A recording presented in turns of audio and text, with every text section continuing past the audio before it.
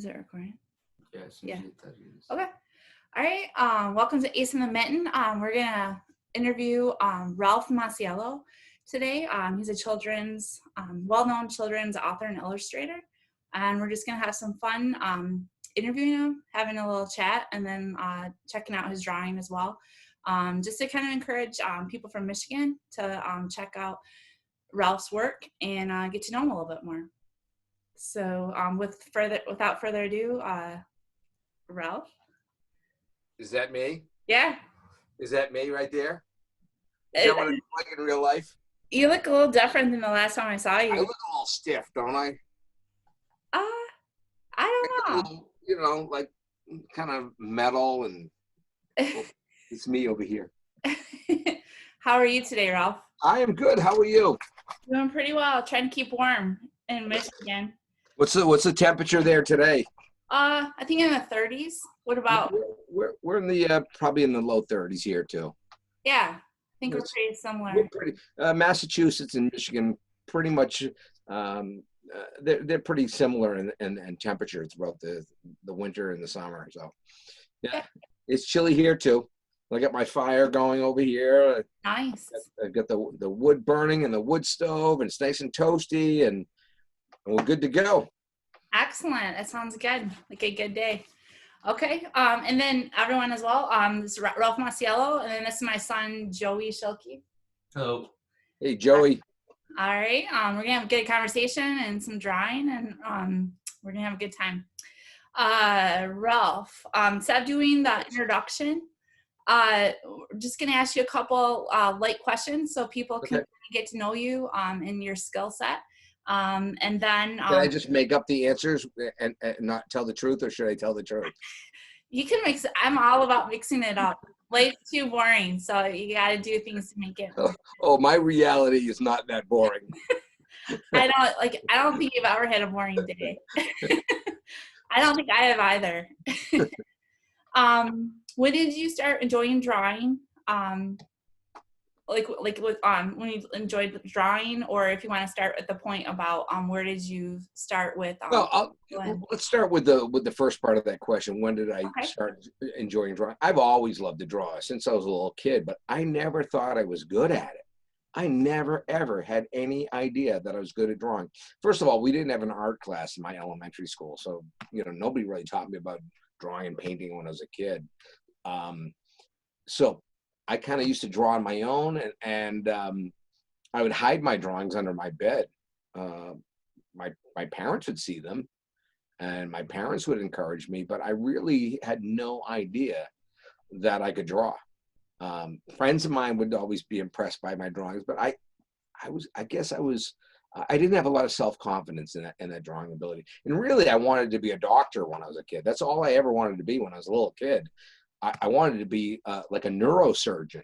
I honestly, I always thought when I was a little kid that I would grow up to be a doctor. I never had any idea I would end up where I am now. So it's funny how the things in your life, your path veers back and forth different directions, and mine's moved around quite a bit. And so I started drawing when I was a kid, like I said, and I loved to draw. I really didn't get into drawing and like as a job or thinking of it as a job until I got to college. I was studying marine biology at the University of Tampa. And when we would do dissections, and those of you that don't know what a dissection is, I would take apart the thing that I was dissecting and I would look at it. I always found it easier to remember things if I drew pictures. I wasn't really good at writing down notes as much as I was about drawing little diagrams about the things that I would see, and I would label them. And I had a notebook like about an inch thick filled with drawings of all the ocean creatures that I would see and study. And somebody saw my drawings and they convinced me to take an art class. So I actually took my first real art class when I was 20 years old, and in college in Florida. And when I did, I took my first class and I found out I could draw. And so a lot of the teachers at that school, they were really trying to push me to go into the art field. And I was still the marine biology guy. And the more I got to draw, the more I enjoyed it. And then I realized that maybe this is something that I should be doing. I really, really loved it. So I figured instead of staying at that college, I should probably try to go to an art school. Now, my dad, who I never thought the guy could draw when I was a little kid, when I told him I was going to be an artist, I thought he was going to get mad at me because I never saw him draw, and he was a construction worker. And I thought, you know, he wasn't going to be happy about my decision. He said, well, that's what I wanted to be when I was a kid, but my parents couldn't afford to send me to a college. He always wanted to go to this college called the Rhode Island School of Design, which is an art college in Providence, Rhode Island. It's actually the #1 ranked art college in the country. And so I didn't think I'd get into that place because it's the #1 ranked school in the country. But my dad filled out my application himself for me and actually submitted my work to get into the Rhode Island School of Design. And lo and behold, I got in as a transfer student to the Rhode Island School of Design and studied illustration. And you know, one of my teachers is pretty famous. One of my drawing teachers, he actually wrote and illustrated a book called The Polar Express. Oh, So wow. Chris Van Allsburg was my drawing teacher. Michigan native from I think he was from the Grand Rapids area. Um, so uh, Chris Van Allsburg, who did The Polar Express, Jumanji, Zathura, Two Bad Ants, The Wreck of the Zephyr, all those great books. He was my drawing teacher in school, one of my drawing teachers. I also had David McCauley, if you know David McCauley's work, Castle, Cathedral, Pyramid. I think his most famous one is The Way Things Work, which is a big, thick book about that thick. A lot of We have that, I think. yeah, that's a great book. He's a brilliant man. Yeah. So I learned an awful lot. So I graduated from the Rhode Island School of Design in 1985, and I've been illustrating professionally ever since. Excellent. No, that was a long answer, but I Oh, talk a lot. oh, yeah, I do too. As a speech therapist, that I do as well. Yeah, well, No, it comes I with the love, territory. yeah, I love to hear that story and the history, because there's more meaning in that when you know the context and your history and you know your interests. Okay. That's an excellent story. I didn't know the piece about your dad. Like I knew the No, very not too many people but I do. didn't This, know the piece you know, about your dad. that's something that even when I visit schools, I probably should share that with kids, but that just kind of came up today. I share that when I talk to adults, or I do like a teacher program at a conference like Michigan Reading or one of those things. I talk about, you know, how my dad really was the one that convinced me to go to the Rhode Island School of Design. But for kindergarten kids, they don't understand what the Rhode Island School of Design is. So, you know, it's no point in explaining all about, you know, making an application to a college, to a kindergarten or first grader. You know, they want you to draw. So for the younger kids, I keep it kind of light and simple. And older kids and adults, I get into the meat of you know, how I get into doing this and what I actually do. Excellent. Okay. Yeah, that's perfect because like my clients are like anywhere from you know like birth to 105, but I mean Yeah, like you know preschool through 12th grade. So that's sure. good to know that. Um, I even go into the college levels, and I go to rest homes too. I talk to I was elderly. going to ask you about that. Yeah, I visit a lot of rest homes, and that's one of my favorite things to do is go to rest homes, because there's so many elderly people that still draw, and they want to talk about the arts, or they, you know, they just want to be entertained by, you know, the trained monkey up on the stage, which is me. No, but excellent art. Okay. Well, I was going to ask you also, since we're on this topic, I did want to ask you an extra question. It's not on the list, but if you do private art lessons, like, you know, like if there's a birthday I, party or I've done say there- private art.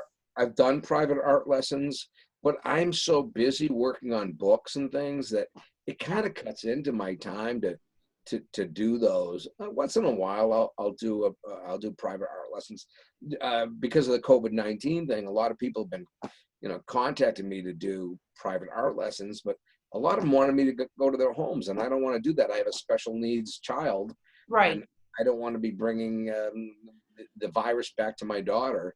Yeah. So I've been avoiding things which would put me in a jeopardized state of taking home a virus to my daughter.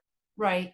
Well, I was kind of thinking under the premise of like a classroom, like let's Mhm. say a classroom like worked with you to do Actually, once at a a month, school or or something. like a I, school did, like let's say their art program is on hold because of COVID, yeah, and I've done. In the past. quarterly they did, like presentations with you, or like some kind of art program with you through the year during COVID or whatever. Yeah, I really haven't even thought too much about doing that type of, you know, elaborate Yeah. program, because then I'd have to think about a whole program, a course synopsis, and I'm so busy just trying to get through what I've got to get through that it really hasn't come up.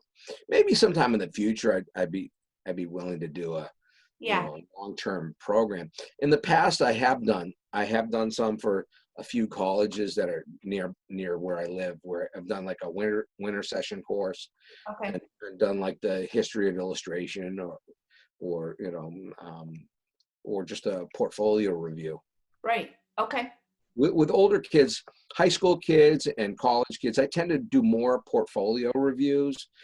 Go in, look at their portfolios, talk to them about where they want to go with their career, and try to give them some pointers on how to get their work seen, and try to get jobs, because that's what they want to do. And they don't teach a lot of that in school about how to actually get the job. They teach you how to do the work, and they critique you, but they don't teach you exactly how to get the job.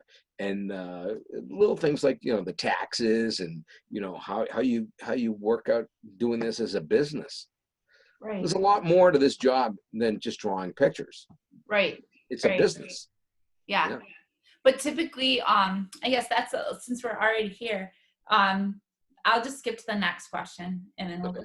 Okay. So like your typical, like you work with a lot of schools across the United States and around your area, like in Yeah. Massachusetts. But what does that look like? Like on a weekly or monthly or Oh annual my gosh! On a or typical COVID year, or COVID? um, okay, I'll give you like the long term amount of schools I've visited. Okay. I started visiting schools in 1987. I have now visited almost 3,000 schools worldwide. Okay. So there's been years when I've been in a different school every single day of the school year, from August till June, Okay. every single day, other than like the holidays. And in the 1990s, sometimes I was doing 2, 3 schools a day for weeks and weeks at a time. And by the end of the year, I'd be dragging. So I've done a lot of schools. So the last couple of years or so, I cut back. I do about maybe 40, 50, 40 or 50 schools a year now, which still, to most authors and illustrators, that they think that's crazy. They think that's a lot. To me, it's like I've cut way back. So. Are there certain states that you visit more, like Well, Massachusetts, honestly, I and used to visit Florida? Michigan the most. Back in the 90s, I was always in Michigan. I do 8 to 10 weeks of schools in Michigan. And I guess something, with the state, and how they funded things changed. So it became less and less. And that was about the time when teachers were actually, they actually paid teachers to go to the Michigan Reading uh, Conference, which was great. I'd meet a lot of the teachers at Michigan Reading, and get to visit their schools. And I was in Michigan probably more times in the 80s, I mean in the 90s, than any other state. Pennsylvania is another big one that I used to visit a lot. Ohio, South Carolina, believe it or not, South Carolina was a one of my big clientels. Um, and then I've been to all but Alaska and Washington State. I've even been to Guam. I spent 3 weeks in Guam visiting schools in Guam. So I Excellent. I get around. Definitely.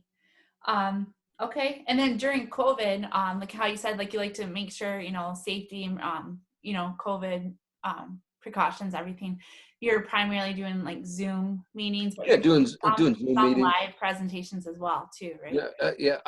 Some are recorded. Some schools will hire me to do a recorded drawing session, and that way their kids, if they can't follow along during the live program, they can actually watch the recorded version and be able to draw along with me, and that's cool. I do like the live things. Like I like the banter back and forth between myself and a live person during my online programs, and I've been doing a bunch of that. In fact, in the last 3 weeks, I've done maybe a dozen.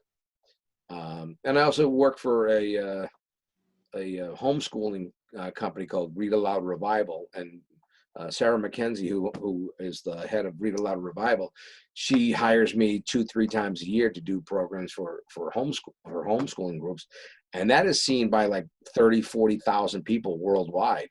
That's awesome. Yeah, so that goes all the way. Like I see people from Norway online when I'm drawing. I've seen people from like Singapore, and they're asking me questions from Singapore live. It's amazing. So the online thing does have a place in my world, but I prefer to actually go to the schools, like see the kids, laugh with the kids, and we act silly and goofy, and I draw and they follow along. And the good thing is, when I do a program at a school, I can actually walk around, and if there's a kid that's struggling, I'll go in, I'll sit down, or I'll kneel down next to them on the floor. I'm not so good at kneeling down anymore with the bone problems I have, but I'd kneel down on the floor and help that child with their drawing. And, that's really nice. And I try to give the kids confidence. Um, some kids don't think they can draw well, and then I prove them wrong. I prove that they can draw if they just open their eyes a little bit and look at shapes. Kids all draw shapes, and that's what drawing really is. Even more detailed drawings that I do are based on geometric shapes. And once they can understand that what they're drawing is not fur, it's actually geometric shapes or lines or squiggles, they can kind of get it and be able to do it better than they thought they could. And even when they make mistakes, and I show kids, when I make a mistake, I turn it into something. And one of the things I talk about, especially with my online classes, when kids are live, and the kids will say, "Well, I didn't do it right," and I'll say, "Well, look, I messed up on this," and sometimes I find that my mistakes turn out to be my best parts of my drawings. Like you have to use your imagination a little bit more to make that mistake into something, and sometimes that's the thing that makes your drawing more special. So I love mistakes. And the guy, Bob Ross. Bob Ross is popular again, but he always used to talk about, it's a happy little accident, a happy little accident. Well, Yes. yeah, if you have a little accident on your drawing and you turn it into something, that you might find out that's the most miraculous part of your drawing. Well, there you go. Yeah, there you go. That's true. Comment on what you just said, your presentation style. I met you 2009 in Swartz Creek Community Schools, and I attended your presentation, and you just killed it. Like, it was like, I think it was like kindergarten through 6th grade that you did, I think, 2 assemblies, but just, you're phenomenal. Like, just watching you Well, with like the thank you. power. What? My whole philosophy behind talking to kids is I'm one of them. If you think of yourself as an adult going in to talk to kids, you kind of lose them, because they want to feel like they're like you. And I'll go in and talk to kindergarten kids like a kindergarten kid. And if I talk to high school kids, I talk to high school kids like a high school kid or college kid, or I try to base my style of talking to the group that I'm talking to, and never look down, never talk down to them. In fact, I try to talk up to them. So thank you for the compliment. I appreciate that. Yeah, you're phenomenal.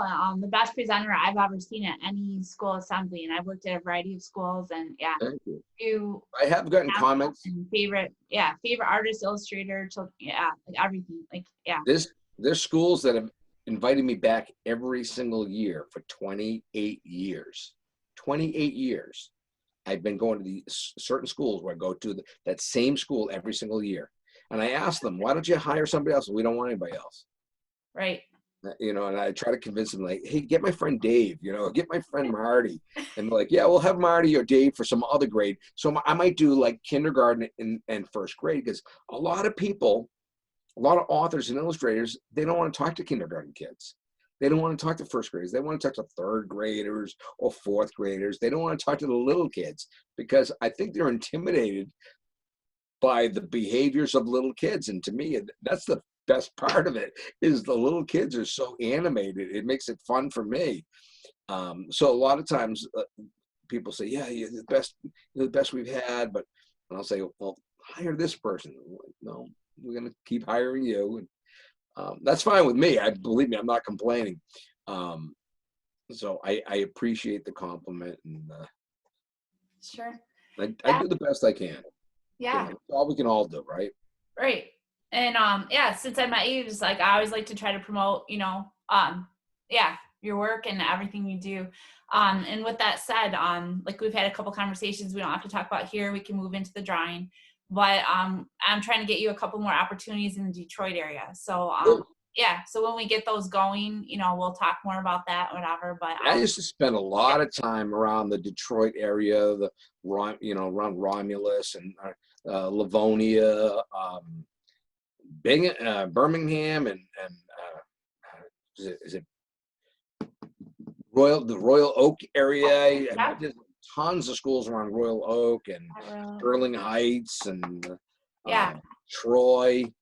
I'm trying to get you something like in the Livonia, Rochester. Yeah, Yeah. yeah. I used to go to a lot of those schools. Probably, Yeah. if I go back, it'd probably be like visiting an old friend. Great. And then I think they want to connect with the surrounding Detroit schools. So hopefully that will be a go, and I'll talk more about that. Very cool. Very cool. Okay. So Did you want to see some of the books? I know, like, one of the questions you had that you had sent me were about my book. So I've illustrated. Well, I've done the covers of probably 60 adult novels. Early on in my career, I didn't start off as a kid's book illustrator. I started doing covers of novels and magazine illustrations and newspaper illustrations. And then I met Jerry Pallotta, this children's book author, who actually, when I met him, was an insurance salesman. Jerry was actually an insurance salesman who decided to write books for his kids, because his wife would make him read to his kids, and he didn't like the alphabet books he was reading to the kids. So he decided to start his own, like, kind of concept of an alphabet book on one subject. And I had been sending my business card around to all these different printing companies and stuff. And his brother actually sold paper to printing companies. Okay. And so they walked into this one printing company in Boston, Quinlan Press, which no longer exists. And there's my business card. Now, I used to send out, most people send out a little business card like this big. I would send out a business card this big, and they'd stick it on the bulletin board, where all the business cards are. And who's you going to notice first? The little tiny one, or that giant one with the image on it and the name? And so Jerry saw the name Masiello, and he thought, well, I'll call this guy. And we met at the International House of Pancakes. Oh, nice. We had our first meeting at IHOP, and we sat down. I was wearing a lizard skin belt and snake skin boots, and he's like, you ought to do a reptile book. But the first book we actually ever did was this book. It's the Icky Bug Alphabet book. This is the old version of it from like 1986. But really, one of the things I did not like about the first printings of the book was the font, the lettering that was used on the cover of these books. I thought it looked really boring, and I complained to Jerry about that. And once Jerry had gotten popular, and he actually had a real publisher publishing them, I thought they would change the lettering to something a little more glamorous or fun for kids, but they never did. So I'd write them letters. They'd ignore my letters. I'd call them on the phone. They'd get angry. They'd hang up on me, So in 2004, I got a little tired of that. So I had every kid at every school that year write to the publisher, tell them how bad the books looked. And they weren't really happy with me because they got like 10,000 letters from kids that year. They were all about, hey, what's wrong with you? Why did you make the lettering like that? The lettering's terrible. You should change it. So they actually listened to the kids. They didn't listen to me. They listened to the kids. And actually, Jerry put in a good word.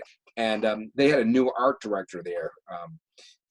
So that actually helped too. So they changed the design from this to this, which, nice. as you can see, is much more kid friendly and fun. And that book is now actually sold over 2.5 million copies. A lot of alphabet books. Second book I did for Jerry, Yucky Reptile book. Again, look at the lettering. Here's the new one. Nice. So, one of the things I share with kids is it makes a big difference, the style of lettering that you use on your book. So these are some of the books I illustrated for Jerry. Old one, new one. What's funny is a kid at the school said to me, the new one's better. I said, well, you can't just tell me it's better without explaining why you think it's better. He said, well, that old one, the pink color, that's a happy color. Extinct creatures, they're not happy, they're dead. And I said, well, that's true. He said, well, the blue, that's a sad color. Extinct creatures, they're sad because they're dead. Well, it makes sense to me. So they actually like that. And I've hidden things in these books. Actually, there's a lot about Jerry Pilata in that book. I don't have for some reason, I don't have the new version of the dinosaur book, but there's the old one. Okay. This is actually my favorite of all the alphabet books I've done for Jerry, the Skull Yeah. Alphabet book. And this one actually won the New York State Charlotte Award in 2004. All the kids in the state of New York voted that their favorite book that year. And it was actually up against novels. And it wasn't in the little kids, it wasn't in the early elementary, it was in the intermediate level. So they actually chose an alphabet book as their favorite book. Excellent. And I also did this book for author Pam Munoz Ryan, who actually has done a lot of visits to Michigan herself. In fact, we did some programs at Michigan Reading together years ago. I actually did one of my programs in my American flag boxer shorts. Yeah. Well, I was up against John Sheshka and Lane Smith and Tommy DePaula and Jan Brett at the same time. Oh, wow. So I kept telling everybody, come to mine, you'll see something you'll never see anywhere else. So I wore boxer shorts. I walked right through the hotel in my American flag boxer shorts with an American flag shirt and an American flag tie on. And that did it, right? I filled up the whole room. To this day, I have people come up to me and go, I was in that room when you wore your boxer shorts. I'm like, well, what was I supposed to do? I was up against Jan Brett and Tommy DePaula. How am I going to fill up a room when they have the same time slot as me? Right. Creativity. I was relatively unknown at the time, and I didn't know what to do. I was like, nobody's going to come see me. And I had a 250-seat ballroom I had to fill. I'm like, I'm gonna have two people, me and the person helping me. No, I had a really good crowd. It was funny.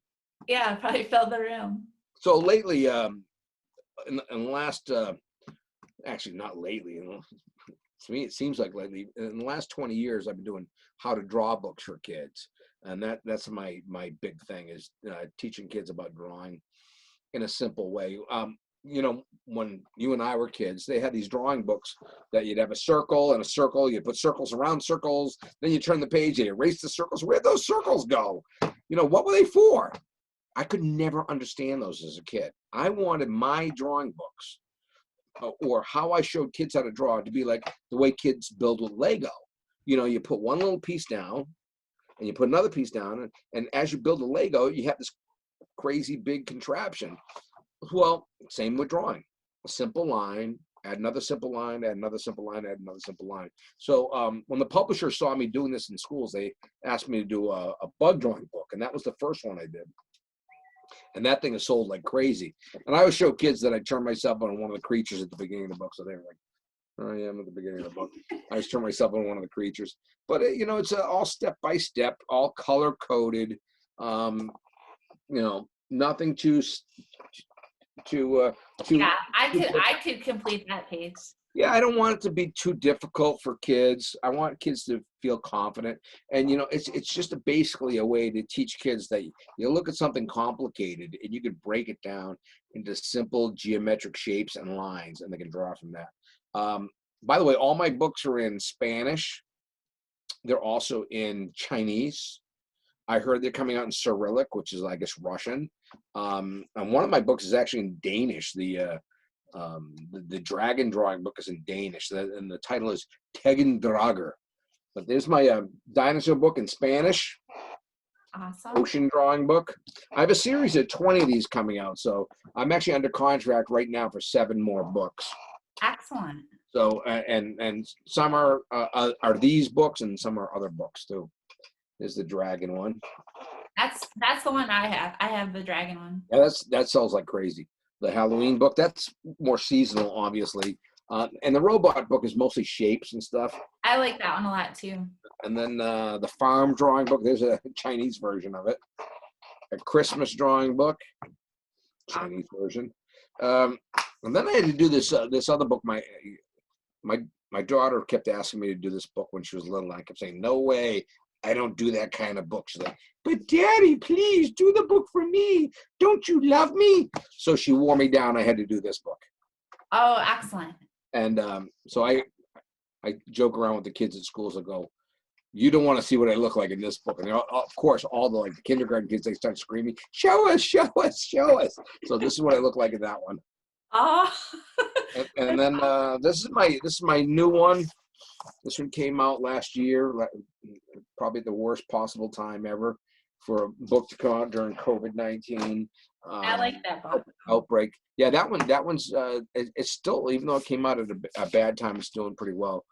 I have an adult coloring book called Fantastic Fruits. It's based on a rare tropical fruit grove on Big Pine Key, Florida, and that was it's published by Charles Bridge Publishing, which is my typical publisher. But originally, it was I was hired by a wealthy family in Key West, Florida, to do the book. It's based on this tropical fruit grove. Crazy story about this place down in Florida, and it's shared in the book. The story is actually shared in the book, and that book came out in April of 2020.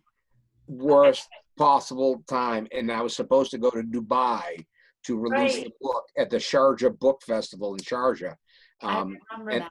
Yeah, and that is attended by over 300,000 people. Yeah. And that was the first thing they canceled. Every single school visit canceled all spring, and this entire year has been canceled, which has been crazy. Trying to figure out what to do with my time other than drawing pictures. I love to visit the school, so it's kind of been a lesson for me on what do you do if you don't have that thing to do? You have to figure out something else to do. Right. So that's what I've been doing. Yeah. It's nice that you have the telepractice piece though. Like I'm like a speech therapist. I was working, live with a lot of students, but then once COVID hit, I had to do telepractice. And yeah, it's very different to do telepractice, but oh yeah, live is so much more fun and active and interesting. But yeah, but it is nice to have that other tool in your tool. Well, it's good to learn a new skill, isn't it? Telepractice piece. What's that? It's good to learn a new skill. Yeah. And be able to be adaptable to changes in your life. So with that being said, do you want to draw? Yeah, let's go for it. Do you have your paper? Yes, of course. Okay, because I'm gonna have you hold up your paper. I want to see what you're doing. Okay, can you grab it? So get your paper and your pencils. I'm gonna put my old man glasses on so I can actually see what I'm doing, and I'm gonna go be. This is kind of a typical thing that I would do at a school. Of course, I do a lot more drawings than what I'm going to do here.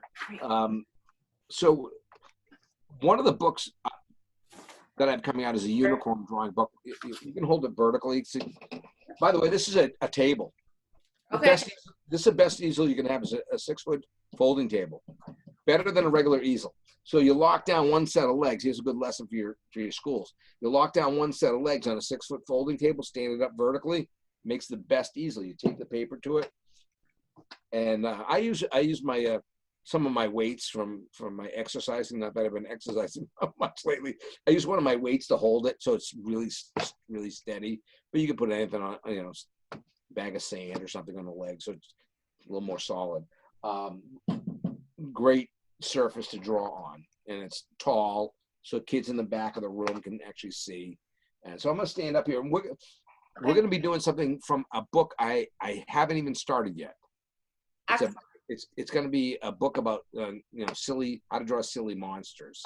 Okay. And so we're gonna do a baby monster, and this will be an example of kind of what I would do at a school. Okay. So we're gonna And start. I have a question. Is it just gonna be you and Joey drawing, or do I need to draw as well? No, you have to draw. Or Okay. I'm gonna shut down the show right now. Okay. Got it. Yeah. Don't think you're exempt. Okay. Just No saying. special privilege. This is my weakness. So just saying. Can you draw a letter O? Yes. Okay, then you can draw this. Okay. All right. So you can draw a circle, right? Yes. And it can be lumpy. I don't care if it's Okay. perfect. Okay, so this is going to be the head of a baby monster. I'm going to make a big circle here, and leave room because it might have legs or something later on. So make a circle. Okay. Make it just like that. I'm just kidding.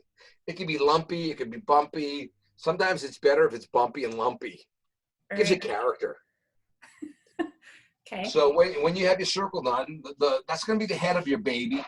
The body's going to be a small circle down here. Kind of looks like a snow person upside down. Okay.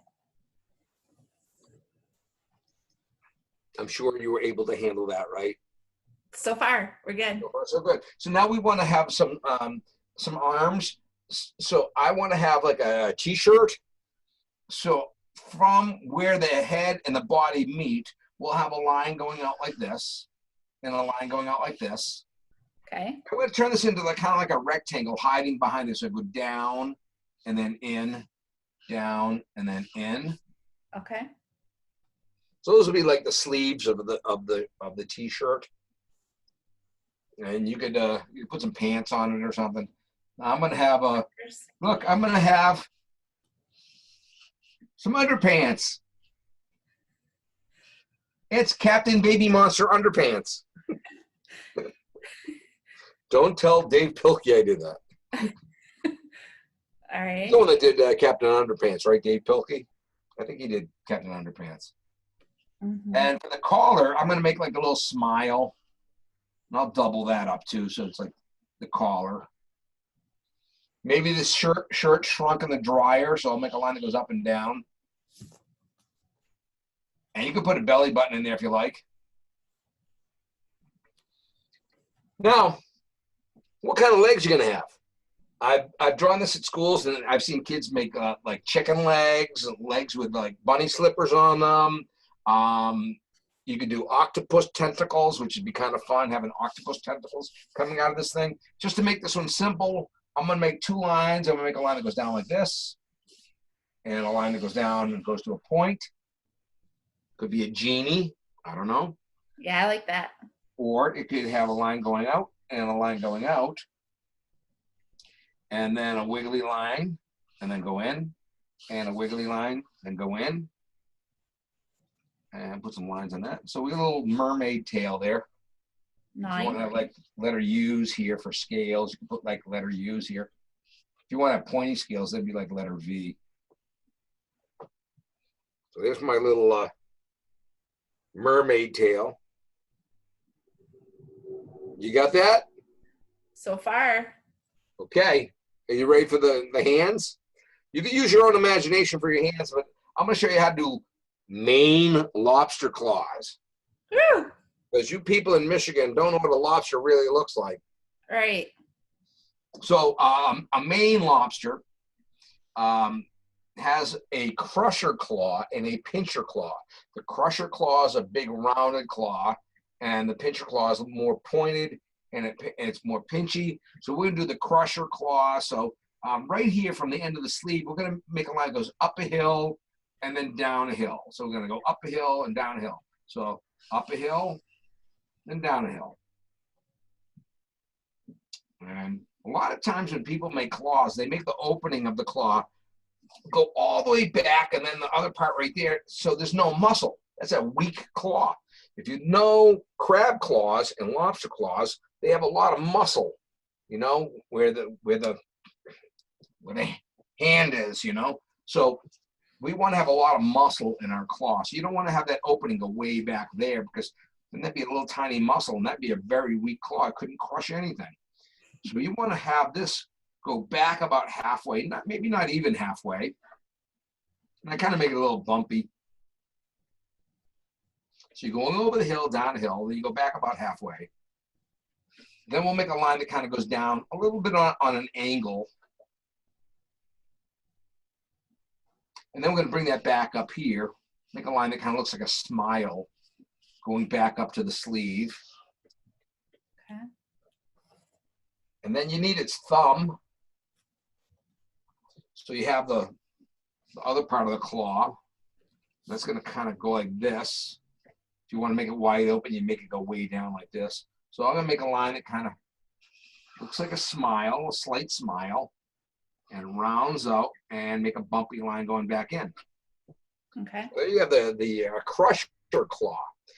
And crusher claw also has, like, they actually have, like, if you look at them closely, they have like bumps that are more white, almost like teeth. If you look at a lobster claw, they have these bumpy things on them on the crusher claw. Okay. How'd you do with that? It's gone, you know. See, So it's a work in art or a work in progress. well, they always are. So here's the pincher claw. We're gonna do the same thing we did here, but this is gonna kind of go to a point. So we're gonna go out and down and kind of go to a point. In fact, I like to make a little point on the end, so make kind of go up a little bit, make a little point on the end. That's the pincher claw. And again, this has muscle right here. So you're gonna go back about halfway with this one too. Maybe not even halfway back. And the line that goes down. And then the line that goes back in like this. Nice. And the thumb part of this one is going to have a point on the end too. So it's going to curve up and it's going to kind of go to a point. And I'll make a little point there and go back in there. And you can actually make little spiky things on here because the pincher claw has little tiny spiky things on it. Can they bite you? I'm sorry?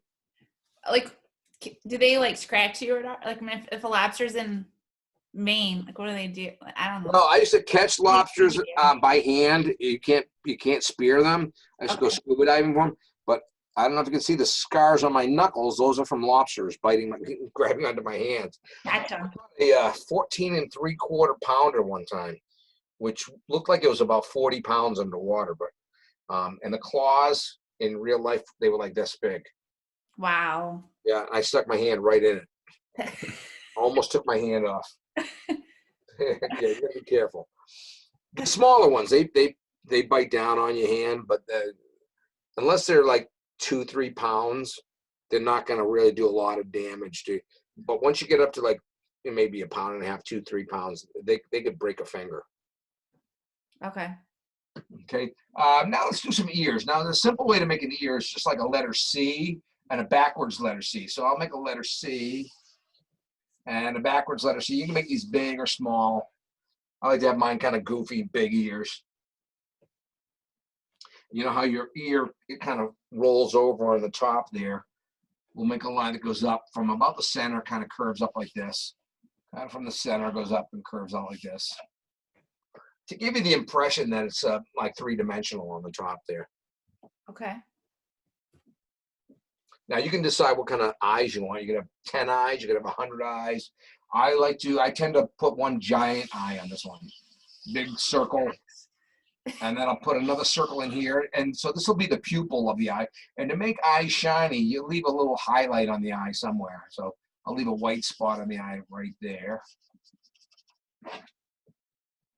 Awesome. That's a very simple thing to do. Add that white spot and the eyes look shiny. It's the highlight of light hitting the eye.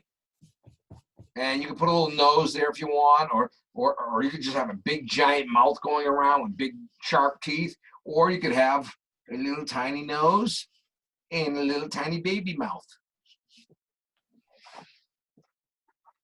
Excellent. So the nose and the mouth definitely define the character of the creature. And if it has a gigantic mouth, it changes the whole character of the creature you're drawing. And if you have eyebrows on it, if you have eyebrows that are, if you had two eyes, if you had like an eyebrow pointing down, that'd be an angry eye, and the eyebrow kind of floating above is kind of like bored or complacent or whatever. And then one jumping up high, that's like shows expression of surprise or excitement. So what are you gonna do at the top of this thing? You gotta put some hair on the top of its head, or you gonna put a Viking helmet on there, or you know, whatever you want. Baseball hat, football helmet. I'm gonna put a little rectangle on mine, and then I put a line that goes out, a line that goes out, a line that goes out, a line that goes out, and a wiggly line, and a wiggly line, and a rectangle behind there, and one curly baby hair. Awesome. And then you can do this. I tell kids, anytime I draw something with a belly button, I go, oh, I made a mistake. That's not a belly button. That is an eyeball. That's fun. So there you have my little baby monster. This will be in my my How to Draw Monsters book when it comes out. It'll be maybe a variation of this, but this is going to go into one of my books. And I always autograph my artwork. And here's a little lesson. C with a circle around it before your name means copyright. It means nobody can copy that without my permission. And the law for copyright that existed since 1907 changed in 1978. Anytime since 1978, if you created an original piece of art and you have not copied anybody else's work and it's totally your own original work, the instant you do it, it is copyrighted. You don't even have to write copyright on it. It's copyright. It's protected by law the instant you create it. Now, the problem is proving that you did it on a certain date. So that's why people register their copyright with the Library of Congress. And that's where you have to pay money to register your copyright. But all artwork, including kids' artwork, is protected by law the instant it's created if it is uniquely original. And so that's a little, I usually share that, especially with the high school kids. I talk a lot about copyright and how actually to protect their work from people printing them and making money off of their work without their permission. And it's happened to me over the years where people have taken my images and put them on T-shirts and sold T-shirts and stuff, and they don't realize that they're actually in violation of my copyright. Right. So I want to share that with kids and adults so that people have their work protected. All right, you ready for drawing number 2? Yes. Do you want to see our first ones? Yeah, I want to see what you're doing. Yeah. Let's see your drawings. Oh, that came out great. Nice. And you said, yeah, that's an angry one. I like the star for the mouth. Let's get a star mouth. Yeah. I like that. So you're using your imagination, which is what I like to see with kids and adults. Awesome. Thank you. Your imagination is amazing. Like just when you like that presentation I saw when you drew like 25 to 30 pictures, it was insane. Like watching you draw like all the dragons and everything. When I was in a school in San Antonio, Texas, about 3 years ago, there was 180 teachers in the school. Now, what I haven't said yet is every visit to a school, I do a drawing for every single teacher in every school. And most of my illustrator friends are like, what are you doing to us? We do like 2 drawings a day. I'm like, well, I did 183 drawings in San Antonio, Texas in one day. That's Every teacher, there was 183 teachers and mm-hmm. specials in the school. I did 183 drawings a day. Stayed there till about 9 o'clock that night, just drawing dolphins and stuff. Yeah. The school I went to, you drew like 35, 40 photos. Yeah. Yeah. Yeah. So I like to leave a little gift for the people that honor me by inviting me to their school. And it is an honor to visit a school. Okay. Are you ready? Yep. Okay, this one's another simple one. And we're going to have like, you know what? Instead of doing this one, we'll do the sea serpent. Since you've got your son here, we'll do a sea serpent or a sea dragon. All right? I was going to do a teddy bear, but, you know, I think for him, I think he'd like a sea serpent more, right? Yes. You don't want a teddy bear? A cute little teddy bear? I'll take it. Okay, we're gonna do. I would put your paper horizontally for this one. I've got mine vertically, but put your paper horizontally, and at the bottom of your paper, make a water line. Some kind of water line. Like the bottom fourth of it? Yeah, down the bottom somewhere. Okay. You need a lot of room for the sea serpent up here. Okay. Because it's going to wiggle around. It's going to go up and down, up and down, up and down. So if you put it horizontally, you'll have room to make the different humps coming up out of the water and then the neck coming up. Oh, Excellent. just dropped my pen. Okay, so it's coming from this side. It's going up and down, and the neck's going to come out of the water over here. So you're going to go up and curve this way. It kind of looks like a question mark or a hook. I like to start up here, kind of aiming it that way. The head will be right here.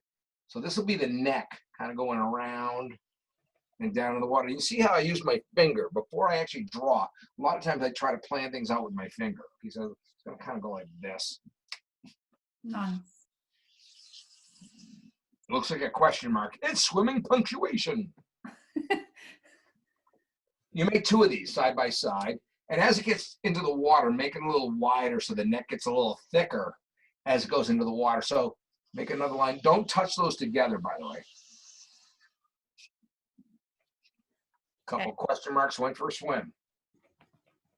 And then a third one, closer to this one. And you know, like snakes, they'll have one pattern on their back and one pattern on their belly. They have different scales on the back than they have on their belly. So this will be like the back, and this will be like the belly. Now, before we do the head, we're going to imagine these 3 lines go underwater, go up out of the water and back down, up out of the water, back down. So you're going to have 3 upside down letter U's. 1, 2, 3. 1, 2, 3. And then I like to have the last one coming up out of the water. I like to have the first line go up and kind of curve around. And then I have the other line get skinnier and skinnier and go to a point. And then the third line go to a point. Later on, you're going to have a tail on there or something. Okay. How you doing? It's beautiful. Yours is beautiful. His is too. I'm sure yours is fine. And I told you I went skiing the other day, so pretend I'm skiing. And normally I would go down this hill because I like steep hills, but I'm going to go down a really slight hill down this way. So this is going to be the top of the head. We're going to ski down, and then, oh no, I fell off a cliff. So we're going to ski down and fall off a cliff. Okay. It'll be the top of the head. And your jawbone, it goes down and forward. So down and forward with the jaw of the sea serpent. So right here, we're going to make a line that goes down, touches those 2 lines, and then it's going to go forward. So this is the jawbone. And I like to have it curve up a little bit right there. Looks like a number 7 or a letter L on its side with a little hook going up. Okay. And then the mouth is going to be a letter V on its side. So from the front, you're going to go back and then forward. So you get that letter V. Now you can put a little smile on his face if you like. And you decide what kind of teeth you want to put in his mouth. It could be a really old sea dragon and it has like gums, or it could have broken teeth. It could have jagged teeth. You could have sharp curved teeth curving inwards. I'll make some teeth right there. Okay. It's up to you to decide on your teeth. Okay. And I always put a nostril. This is a living creature. It'll breathe. And the eye, we're gonna make an angry sea serpent. That's So, what I'm hoping for. so we're gonna walk along right here. Then we're gonna get to a hill. We're gonna climb up a hill. We're gonna look over the top of the hill, but we're not gonna go down the other side. We're gonna walk along, climb up a hill, look over the top, but don't go down the other side. You're walking along, climb a hill, look over the top of the hill, don't go down the other side. Underneath, you're gonna put a semicircle. Tuck a semicircle underneath there. Now you get the beginnings of an angry eyeball. You could do a round pupil in there, or you could do it like a viper pupil, which would kind of be like a letter V tucked underneath there. And remember, I talked about the white spot on the eye, so I'll leave a white spot. I'll color that in, but I'll leave a white spot on that. So you have the little highlight. I mean, you could go crazy. You could put eyelashes on it. You have bags under its eyes. Now the fun thing is, what do you do with the rest of it? This is where you're going to use your creativity. You're going to have flames coming off the top of its head. You're going to have a fish fin coming up off the top of its head. I was at a school, a kid put a top hat on it. Another kid put an alien spaceship on its head and had aliens running down its back. And then the eyeball was a window and a little alien was driving it. I thought that was, but this one kid, now this was really creative. A kid drew a giant iceberg on the top of its head, and on its back he had the Titanic broken in half. And the kid wrote a story of how the Titanic never hit an iceberg. It was hit by a sea serpent disguised as an iceberg, and it hit the Titanic and sunk it. So that kid actually inspired another kid in his class, and another kid put a pirate ship on top of it and actually made the water line up here. So above the water was the pirate ship, but the hull of the ship below the water was the top of the sea serpent's head, and he drew the body going into a cave. Wow. And that was really creative. Yeah. And another kid thought it looked like a roller coaster. He made a roller coaster ride, and at the end there was a roller coaster flying off, other people flying out, and I thought, I'm never going on that roller coaster ride. Wow. That's a I lot of probably would. creativity. Yeah. That generates a lot of creativity. You could do stick a tongue out of its mouth. You could have a seaweed beard hanging down. What are you gonna do on its spine? A lot of people like the little spiky things. To make those little spiky things, you make like a wave and then a letter C. That's one of my favorite things you do. And then a letter C. Yeah. Wave and a letter C. Now you could have like flames. You could have a fin. You could just have some random spiky things or random fins. And at the end, you draw something on the end, maybe a ball with spikes on it, or maybe a pirate flag on the end. I'll do a wavy line that goes out like this, and one like this, then a wiggly line going in, a wiggly line going in. Oh, look, it's a merpent. It's a mermaid serpent. It's a merpent.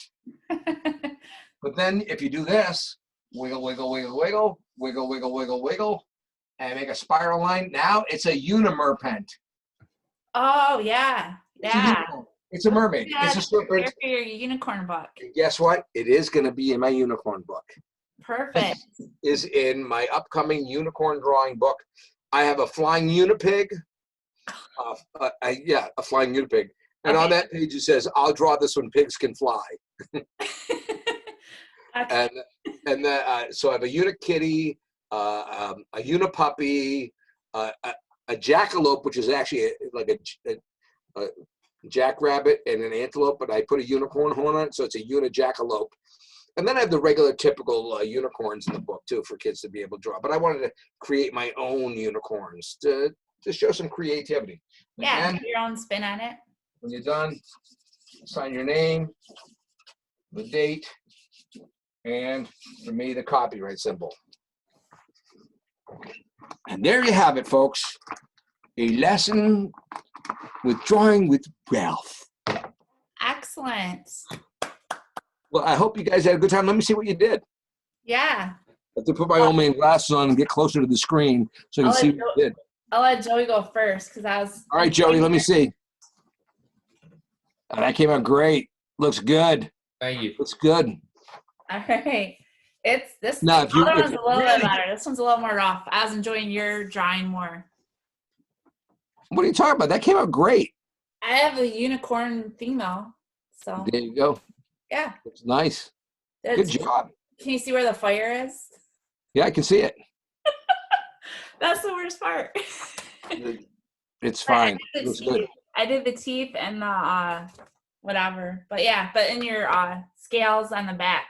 That's my favorite thing that you draw. Like when you're drawing your dragons too. Like it's amazing how quickly you draw those. Well, you know, it's also practice. I've been doing this for a while.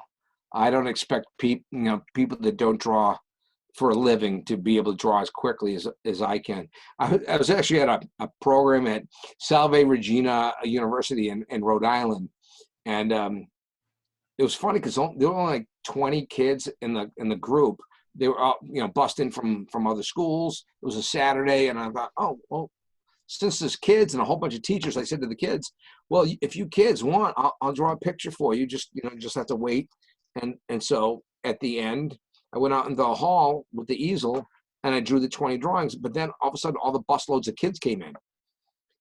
I went through 5 pads of paper out in the hallway, and they kept bringing me pads of paper. I kept saying to the people, please don't bring me any more paper. I have to go home. Right. But the kids were watching me draw, and I was drawing. I got to the point where I was just drawing dolphins because they were really fast and easy for me to draw. And the kids were timing me. They had their watches like, let's see how fast you can do this. I said, all right. I did a dolphin in 14 seconds. I'm like, see, if you practice, you can draw really fast. But I don't expect, people that don't draw for a living or don't draw frequently to be able to draw these things real quick. In fact, I expect you to take your time and think about what you're drawing. And think about how you can make it your own, change things, add elements to your drawings that I haven't thought about for my drawings. And then it becomes uniquely your own, which I think is the most important, to think beyond what I've been showing you. Right. I like those pieces or the portions where you said that the kids like drew the roller coaster, or what were the other 2 options? Well, there was the Titanic with the iceberg on the top of the head, the alien spaceship on the top of the head. Oh yeah. The aliens running down the back. So the aliens were like these spikes. They were like all these spikes were aliens going down the back. One kid at a school drew a hockey stick sticking out of the back. Kid played hockey and had the thing spitting pucks out. That's I awesome. thought that was hysterical. I'm like, the kid's into hockey, and he had the sticks coming out and then bent, coming out and then bent, coming out and then bent. It was great. And the thing was shooting hockey pucks out of its mouth. Fantastic. That's what I love to see. To encourage encourage others to be innovative and creative. Because I wouldn't have thought of that. That wouldn't be my line of thinking. I want to see what you guys think. What would your sea serpent look like? What would your drawing look like that's different than mine? What do you like? What is your passion? Add your passion into your drawing. This one little girl drew fairies coming out of the thing's mouth. All the fairies are flying out of its mouth. I thought that was really, really adorable. And she had like polka dots all over it. And the tail was like, it was like a fern. She drew a fern coming off the back. I thought it was beautiful. Excellent. Yeah. Oh, and you can put a fairy house on the top of his head. A little fairy house on the top of his head. That's really, really, really thinking beyond what I've been drawing. Right. And that's what I love to see more than anything. When I draw these things, I love that they copy from my books, but I hope that they go beyond. That's the goal. Creativity. Yeah. That's the goal. Go beyond what you see in the book and do your own thing. I can't imagine beyond what you. I'm like, yeah, you're the highest bar that I've seen with I've awesome seen, illustrator. I've seen kindergarten kids that have drawn things that I never would have thought of, and I go, I wish I had thought of that. It's just like that Titanic thing. I wish I had thought of that. I wish I had thought of drawing an iceberg on the top of its head and putting the Titanic. I didn't think about that. Yeah, Putting the pirate ship on the top of the head and raising the water line up high. That's thinking beyond what I'm doing and making it your own. And that's my favorite thing to see with kids and with adults too. You know, I've seen some adults come up with, some teachers that I've seen at schools. I've seen them come up with drawings that I thought, wow, I wish I had thought of that. I would steal that idea and put it in my book. But of course I won't do that, you know. right. But there's been some ideas I thought, wow, I wish I had thought of that. I would use it in my book. Yeah. Can you Yeah. ever do that with like generating a book on what other, like your presentations, what children like try to follow your model, but like I'm curious if you can If I had taken their drawings and used them in my books, like taking like them. but you give them the credit, like No, I honestly I haven't. because that'd Maybe be interesting to see what you inspire, like what you do, and then what others do watching you. yeah, maybe at some point I'll do that. Yeah, I don't know. yeah. I'm always open to possibilities. Excellent. Well, yeah. Well, I'm excited about this collaboration that we had. I'm excited you said yes. I've asked you for a little bit of time, and like when you said yes, I was so excited to do this interview with you. Well, this has Um, been great, and yeah, Joey, thanks for helping out here too. Yeah, thanks for yeah, helping me. Yeah, nice. It was a pleasure talking to you earlier too. You too. yeah. And then if you can stay on, I'm gonna stop the record. But I want Okay. you to meet my other son as well, real quick. Okay. And yeah. But I'm interested to do this collaboration, and then to keep trying to see, trying to get you to Michigan and kind of getting schools introduced, again to you. Yes, Michigan schools, invite me to your school. It will be interesting. Exciting and creative. We hope. Yeah. Can you? I'll come back to Michigan. Thank you, everybody. Okay. Yep.